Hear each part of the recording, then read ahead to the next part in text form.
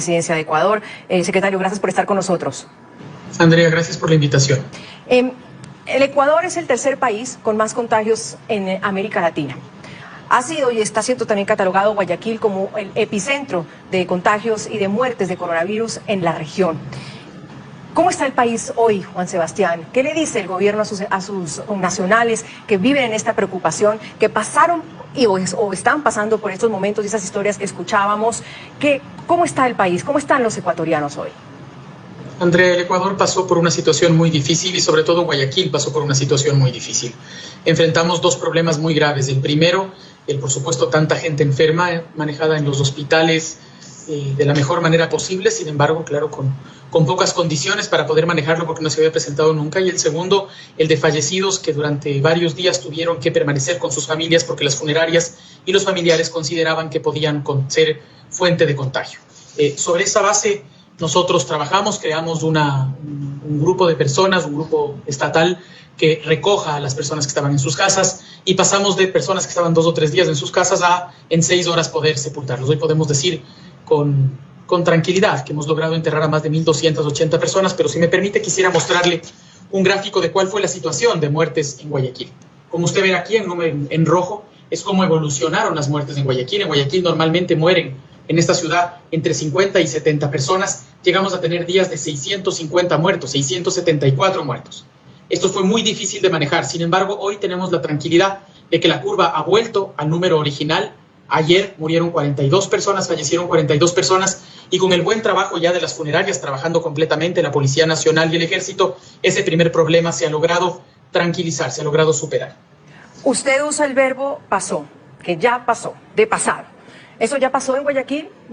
¿Hay la posibilidad, los riesgos de que se repitan en otras ciudades, Juan Sebastián, en otras provincias donde hay el rojo, de que ustedes pueden estar en ese mapa, por ejemplo, de la provincia de Manabí? ¿Cómo están controlando el resto del país si ya saben lo que puede pasar en otra ciudad? Si me permite, voy a mostrarle otro gráfico, que es el de atenciones hospitalarias. Esto es de todo el país. En azul, el día tope, que estuvo alrededor de mediados de marzo, llegamos a tener hasta 12.000 atenciones de emergencia. Y el día de antes de ayer tuvimos 1.500 emergencias. Esto es todo el Ecuador. Nosotros no bajamos los brazos, no creemos que esto ha pasado. Sin embargo, sí podemos darles a los ecuatorianos la tranquilidad de que poco a poco, si cumplimos con el distanciamiento social, si nosotros nos quedamos en casa, las medidas van surtiendo efecto. Es decir, ya no nos contagiamos tanto como antes. Ahora, secretario, ¿por qué no se han logrado consolidar cifras? Y yo agradezco que usted nos muestre esos mapas, porque desde hace un mes o algunas semanas atrás uno dice, ¿cómo es que murieron? Y ya vamos a las cifras también, que el registro civil del Ecuador las tiene en sus páginas. En eso ha habido una transparencia, porque están ahí. Actas de defunción. ¿Cuánta gente ha muerto? Pongamos la provincia del Guayas. La provincia del Guayas, para nuestro público en Latinoamérica, su capital es Guayaquil, la ciudad portuaria, la ciudad económica más importante del Ecuador. Las cifras son las siguientes, Juan Sebastián. Entre marzo y abril del 2020 hay 12.489 muertos en Guayas. En marzo hay 3.804 y en abril, hasta el 22 de abril, el corte es de 8.685. Eso suma 12.489. 2020, esa misma etapa o fecha del 2019, la comparamos con el año pasado, tiene 3.771. Para no perdernos en las cifras, en el 2019, entre enero, febrero, marzo y abril, murieron 3.771 en Guayas, y en lo que va del 2020, hay 12.489 muertos en Guayas. Más o menos una diferencia, si uno resta y suma, 8.718 muertos. Juan Sebastián, ¿por qué no se han podido consolidar cifras de fallecidos en el Ecuador, cuando todavía las cifras de Guayas, que maneja el último informe que tienen ustedes, dice 433 muertos? Andrea, hay que hacer una diferencia. Unas son los muertos con confirmación de coronavirus, que según la Organización Mundial de la Salud solamente se pueden promulgar de acuerdo a las personas que se han hecho una prueba. Esas son las cifras que se entregan, las cifras que reciben las personas y que miran en el informe que usted leyó hace un momento, ¿no es cierto? Pero el registro civil trabaja para el gobierno nacional. El gobierno ecuatoriano tomó una decisión que no han tomado buena parte de los gobiernos del mundo. Y es que nosotros no solamente damos estas cifras, sino cuántas personas han fallecido quincenalmente. Ese es un dato que normalmente se da anualmente. Nosotros hemos ido dando los datos semanal y quincenalmente. Es verdad, es posible que la cifra de fallecimientos en Guayaquil ronde los 8.000 y nosotros hemos transparentado esa cifra. Hoy lo que nos corresponde es transparentar todos los datos necesarios para que los ecuatorianos sepamos el gran problema que enfrentamos. Para nosotros lo fundamental es la transparencia y lo fundamental es actuar de acuerdo a los problemas. Hubo problemas muy serios, actuamos oportunamente, tomamos decisiones importantes, invertimos muchísimo dinero en salud. Si usted me permite, Andrea, son 465 millones de dólares que ha puesto el gobierno, más del 15% de incremento en gasto en salud solamente en los primeros 5 meses de este año. Pero Juan Sebastián, usted dice con toda razón, sí, las queremos transparentar. El mismo presidente dijo hay que sincerar esas cifras semanas atrás. Es verdad, esto ustedes lo pueden ver en un link del registro civil, no es secreto. Aquí yo creo que uno no está diciendo que el gobierno trata de mentir frente a las cifras, pero ¿por qué no logramos o sincerarlas o consolidarlas? ¿Y por qué esos informes que ustedes manejan? Yo entiendo que sean a los que se les pudo hacer las pruebas, pero hay casi 9.000 muertos, Juan Sebastián, en la provincia del Guayas, que se murieron, que yo sepa, no hubo un terremoto, ni un tsunami, ni cayó ninguna bomba atómica. Estamos en medio de la pandemia. ¿Se les atribuye esos muertos al COVID-19 de alguna forma? ¿El acta de defunción qué dice de esas personas? El acta de defunción dice que son personas que han fallecido en su mayoría por problemas respiratorios. Por tal razón nosotros hemos hecho pública la información, Andrea. Nosotros no podemos tomar decisiones por fuera de la Organización Mundial de la Salud. La Organización Mundial de la Salud plantea que nosotros solamente pongamos como muertos confirmados de coronavirus las personas que se han hecho pruebas.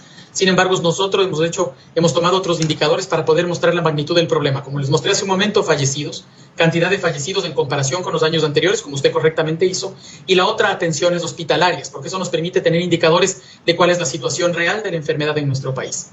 Lord Juan Sebastián, entonces podemos decir que en mi ciudad, porque lo digo así porque lo he sufrido desde lejos, en mi ciudad, que es Guayaquil, pudo haber alrededor de 9.000 muertos por el COVID-19. Nosotros no podemos confirmar que todos fueron por coronavirus y sin duda alguna la comparación de un año con el otro nos lleva a pensar, a valorar la posibilidad de que así sea. ¿Por qué seguir con ese reporte, Juan Sebastián, donde las cifras son menos y a veces no es más fácil dar la mala noticia de una vez? Nosotros dimos la mala noticia, Andrea. Desde hace 4 semanas, Jorge Wattet, que es quien maneja el grupo de tarea de fallecidos, ha dicho primero dijo cuántos esperábamos o creíamos que en este mes morirían, y una cifra entre 3.500 y 4.000 personas que podrían fallecer, y luego nosotros, viendo las cifras del registro civil, hemos ido transparentando. Uno de los graves problemas que tuvimos es el desbordamiento de fallecidos, y por eso tuvimos que crear el grupo de tarea. Nosotros, y el presidente de la República a la cabeza, es quien todo el tiempo repite que la transparencia es la verdad, es lo que nos va a permitir que los ecuatorianos tengan la certeza de cómo está la situación y cómo la vamos a vencer. No, ¿hay suficientes pruebas en Ecuador? ¿Se están haciendo, Juan Sebastián? Como vemos, pues para algunos hay discrepancia en los números. ¿Es momento de pasar ese distanciamiento social del que habla la ministra María Paula Romo y el gobierno el 4 de mayo? ¿Es ese el momento que, basándose en qué números, porque eso están haciendo la mayoría de gobiernos, o en cifras, o en curvas, toman decisión de empezar a abrir el país en sectores estratégicos o de a poco? Ya ha pasado en Colombia, está pasando en Perú también. ¿Con qué evidencia el Ecuador dice el 4 de mayo podemos entrar a un distanciamiento social? ¿Y eso qué significa? Si usted me permite, respondo primero lo de las pruebas. Hemos hecho 65.000 pruebas. Eso nos pone en el 4º país de toda Sudamérica con mayor cantidad de pruebas en la región. Con las complicaciones que tiene el Ecuador, pasamos de testear 300 personas al día a llegar hasta 4.000 personas por día, y vamos a incrementar. La próxima semana solamente vamos a testear a más de 100.000 personas en 2 semanas, porque vamos a comenzar un proceso para testear a las personas por región y darnos cuenta cuál es la situación. Y esperamos en los próximos 3 meses llegar a 1 millón de pruebas para saber exactamente, como una fotografía, cuál es la situación cantonal. Y le muestro nuevamente, estas son las decisiones que tienen que tomarse con responsabilidad. Si nosotros vemos que a finales de marzo estaba la mayor cantidad de emergencias hospitalarias, no estoy hablando de pruebas ni de fallecimientos, emergencias hospitalarias, y que hay una caída, podemos pensar que es momento de ir abriendo ciertos espacios, pero tampoco abrirlos porque sí. Hemos planteado un semáforo. En rojo lo que se abrirá es comercio electrónico, pero además no lo decidimos como gobierno. Nosotros hemos encomendado a las municipalidades del país a que tomen la mejor decisión posible desde nuestra recomendación. Hay que tener un balance cuidadoso, siempre en primer lugar la salud, pero luego también la economía. Nosotros no somos países ricos y hay que permitir que la gente vaya trabajando para poder sobrevivir, siempre con el cuidado nuevamente de la salud. Entonces vamos a eso. ¿Cuál es la recomendación del gobierno para que cada alcalde tome su decisión? Porque visto quizás desde afuera o de la forma en que otros países lo manejan, y es lógico que cada país sepa cómo maneja una situación como esta, Juan Sebastián, pero no es una forma de lavarse las manos del gobierno central y decirle a cada alcalde, vean ustedes cómo ponen su semáforo y cómo abren y cómo está la situación. Si usted me permite, voy a hacer una breve descripción de cómo nosotros estamos valorando los semáforos. En semáforo rojo se va a permitir la venta en línea y por teléfono ya de todas las actividades. Habrá entregas a domicilio hasta las 10 de la noche, ya no hasta las 7 de la noche. Se trabajan sectores esenciales, los taxis trabajan hasta las 10 de la noche y de acuerdo a la prohibición del fin de semana, en rojo. Eso es en rojo. Amarillo ya las instituciones eso es en rojo, públicas... Juan Sebastián. Eso es en rojo, así es. En amarillo, las instituciones públicas podrían trabajar hasta el 50% y las instituciones privadas también. El transporte público interprovincial ya llegaría al 30%. La circulación es de acuerdo a los dos, la circulación de las placas 2 días por semana, ya no solo un día. Los comercios funcionan al 30% y todas las especialidades en consulta externa privada de salud pueden abrirse. Y ahora en verde, las instituciones públicas y privadas trabajan al 70%, no al 100%, porque la normalidad que conocíamos lamentablemente ya no va a poder ser parte de nuestra realidad. El transporte urbano interparroquial estará al 50% para respetar los 2 metros de distancia. De acuerdo a las placas impares y pares, un día sí, un día no. Los comercios se mantienen en el 30% de funcionamiento y todas las especialidades caminan. Esta es nuestra recomendación. Sin embargo, los municipios tienen que valorar. Por un lado, si usted me permite dar un ejemplo, en la provincia de Orellana nosotros tenemos menos de 50 contagios en toda la provincia. El mantener una lógica de cerrazón total, si es que ya el virus, la carga viral ha caído, es complicar la economía y además no parecería haber tanto riesgo. Sin embargo, son las autoridades locales las que tienen que decidir. Por otro lado, hemos visto la situación de Guayaquil. Es posible que ya haya sectores que puedan ir soltándose, de acuerdo a lo que crea la alcaldesa, por supuesto, y a partir de eso vayamos reactivando la economía de esta ciudad. Yo he estado en su ciudad, Andrea, a la que creo que también es mi ciudad. Yo soy quiteño, pero he estado el último mes clavado en Guayaquil. Hoy mismo estoy en Guayaquil y logro ver que la gente ya ha cambiado su ánimo, que la situación está mejor. Ya los fallecidos no están en las casas, la situación de salud es mejor. Necesitamos empujar este país porque este país empuja desde el trabajo. Y tenemos que siempre valorar con las autoridades locales, con los expertos, cuándo es el mejor momento para hacerlo. Y eso, Juan Sebastián, también no le da el tema de la ocupación hospitalaria. Usted nos mostraba un cuadro, porque en otros países están viendo, bueno, tenemos ocupaciones hospitalarias del tanto por ciento, o nuestra ocupación de las unidades de las UCIs están en tanto por ciento. Ok, podemos ir asomando la nariz a ver qué está pasando, pero mientras tanto la ocupación hospitalaria esté rebosada en algunos países o en algunas ciudades, pues es imposible porque es la gran disyuntiva, economía versus salud. O sea, ¿con cuál nos vamos? Guayaquil está lista en cuestiones de hospitalarias y de camas y de ventiladores y de emergencia para poder abrirse poco a poco. ¿Cuál es el riesgo? La situación que nosotros vivimos nuevamente es difícil comparar, como le ponía hace un momento, la provincia de Orellana con la provincia de Guayas. Son los opuestos totales, ¿no es cierto? La que peor lo pasó y la que más tranquilamente lo ha pasado. Le voy a hablar de Guayaquil. En Guayaquil tenemos 4 hospitales centinelas para el tema de coronavirus. Monte Sinaí, Ceibos, Guasmo y Teodoro Maldonado. Ceibos y Monte Sinaí son los hospitales que peor lo pasaron porque desde la salud pública Monte Sinaí y desde el Instituto Ecuatoriano de Seguridad Social Ceibos son los que más gente atendieron. Claro, hospitales que en ese momento no dieron abasto, Juan Sebastián. En ese momento la pasaron muy mal, Andrea, así es, la pasaron muy mal. Los profesionales de la salud, lamentablemente, entre contagios y gente que desertó, bajaron hasta el 50% en el hospital de Ceibos y contratamos a 2.200 médicos en el Ecuador, de los cuales hasta 1.800 llegaron a estar en Guayaquil. Personal de la salud en general, perdón, no médicos, llegaron a estar en Guayaquil para poder cubrir esta emergencia.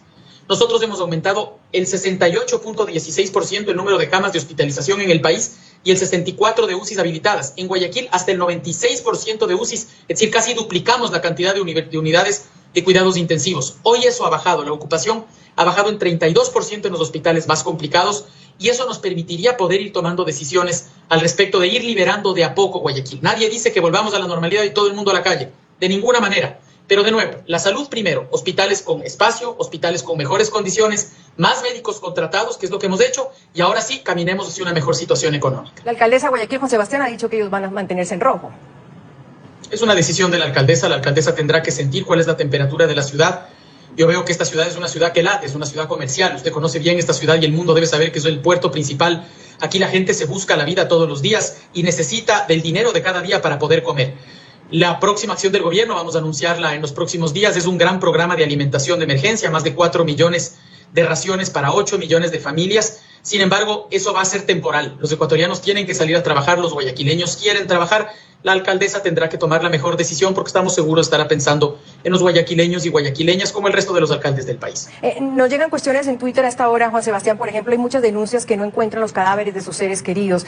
¿Hubo mal manejo o está en estos momentos también mal manejo de cadáveres? Hay una historia de una persona que querían muerta, le dieron sus cenizas y resulta que apareció en un hospital cuando pudo despertarse. ¿Qué está pasando en el tema de los cadáveres todavía? Que hay gente que dice, recogieron el cadáver en mi casa y no sé dónde está mi ser querido. Así es, hubo problemas muy serios, Andrea, como vio en la tabla anterior y en las cifras que usted mismo entregaba. Si es que tenemos entre 6.000 y 7.000 personas que pudieron fallecer solo por este tema, cuando normalmente en esta época fallecían 100, sin duda hubo gravísimos problemas. Lo que hizo Jorge Guatet en nombre del presidente Lenín Moreno es poner una denuncia en la Fiscalía General del Estado para que se investigue la posible cometimiento de crímenes en el mal manejo del tema antes, durante y después del tema de fallecidos. Pero además tenemos ya más de 1.300 personas sepultadas.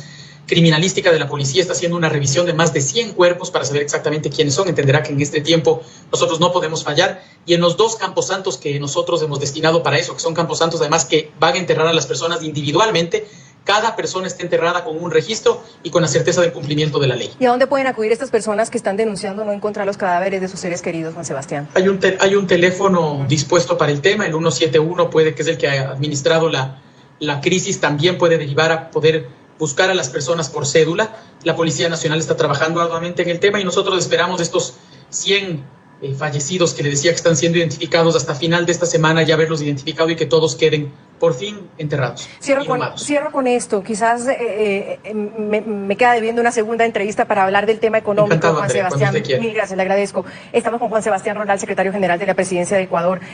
No solo el Ecuador y en este caso Guayaquil han sido los más golpeados por el coronavirus, sino también en temas, según la CEPAL y según el Banco Mundial, en temas económicos. La recesión de crecimiento económico para el Ecuador es muy complejo y muy preocupante. Sí. ¿Qué planes hay de financiamiento para el país? Porque se ha hablado de más impuestos a la clase media. ¿Qué contempla o qué planes tienes o obtienen? ¿Qué dice el gobierno frente a sacar al país del hoyo económico en el que se está enfrentando y que se va a enfrentar? Es importante hacer una explicación rápida para quienes nos escuchan desde otros países del mundo. El Ecuador es un país dolarizado, por tal razón no puede devaluar, que es uno de los mecanismos que tienen los gobiernos devaluando la moneda de poder sortear esta situación. Es el primer grave problema. El segundo tema es que teniendo una dolarización nosotros tenemos que mantener la mayor cantidad de dólares en el país para que el sistema se sostenga. Y en tercer lugar, el grave problema que tenemos es que el gobierno anterior se gastó todo el dinero que había. Colombia y Perú ahorraron 40.000 y 60.000 millones para momentos como estos. El expresidente Correa repite todo el tiempo que el ahorro no se necesitaba y lo decía todo el tiempo. Pues ahora lo necesitamos y no lo tenemos. ¿Cómo vamos a suplirlo? Con préstamos internacionales. El Ecuador ha recibido ya la certeza del apoyo de más de 3.000 millones de dólares en el próximo mes y medio. Y nosotros además hemos creado 2 mecanismos más. El primero, un apoyo desde el DFC de los Estados Unidos y de los multilaterales para crear un fondo de préstamos para las empresas pequeñas, medianas y grandes. Esperamos que llegue a 1.000 millones de dólares. Tenemos ya la confirmación de 300 millones de dólares para créditos rápidos. Y el segundo, la cuenta humanitaria que se creará con el apoyo de los que más tienen. Las empresas, el 1% de las empresas que ganaron más de $1 millón van a apoyar con el 5% de ese ingreso. Para con eso apoyar a las empresas pequeñas y medianas en fuentes de liquidez, en dinero para pagar nómina y en dinero para poder pagar los gastos que tienen todos los días. ¿Pero eso nos quita de liquidez a esas empresas, Juan Sebastián? Posiblemente sí, en este momento no quisiéramos hacerlo, es injusto, pero necesitamos meterle plata a la economía, Andrea. Hoy no podemos nosotros mantenernos en la lógica de sálvese quien pueda. Y los ciudadanos, si me permite solo para terminar la explicación, las personas que tenemos trabajo, vamos a aportar de acuerdo a lo que tenemos. Quien gana $500 va a apostar $2 al mes. Quien gana 50.000 va a apoyar con 12.000. Es decir, el uno apoya con el 0.4% de su sueldo, el otro con el 20%. Porque lo que nosotros queremos es que el que más tiene hoy tiene que apoyar más. Y en la lógica de solidaridad ya no entramos en el sálvese quien pueda, sino en el salvarnos todos juntos. No es la situación deseable, pero es la situación con la que nosotros creemos vamos a sacar decididamente al Ecuador adelante. Finalizo con algo. Usted mencionó al expresidente Rafael Correa. Sin duda todos los gobiernos tienen una responsabilidad. Sin duda el gobierno del expresidente Rafael Correa tiene su gran responsabilidad. Pero ¿cuál es la responsabilidad de este gobierno? ¿Cuál es la responsabilidad del gobierno de Lenín Moreno? Muchas, Andrea, muchas. El tema de los fallecidos se debió manejar mejor y antes posiblemente. El tema de los hospitales también se debió manejar mejor. Los temas de comunicación posiblemente se debieron manejar mejor. En el tema económico creo que tenemos menos deudas porque nosotros sí hemos cuidado el dinero al centavo. El presidente Moreno ha sido muy cuidadoso al respecto. Hemos enfrentado esta crisis como nosotros hemos podido, hemos dejado la piel. Este es el gobierno que más en serio se ha tomado el tema de ir a hospitales. 30 hospitales visitados por el vicepresidente y por 4 ministros, entre ellos yo. Sin embargo, sí nos quedamos con muchos temas por responder y será la historia la que nos juzgue. Nosotros hemos dejado la piel en la trinchera, que es en esta bella ciudad de Guayaquil. Esta ciudad va a salir adelante, es una ciudad bellísima. Ya no tenemos que ponerle más peso después de lo que ha pasado. Yo espero que pronto la perla del Pacífico esté brillando como la perla del Pacífico merece. Juan Sebastián Roldán, secretario general de la Presidencia de Ecuador. Mil gracias por su tiempo, Juan Sebastián, muy amable. A usted, Andrea, muy amable siempre. Gracias, hacemos una pausa.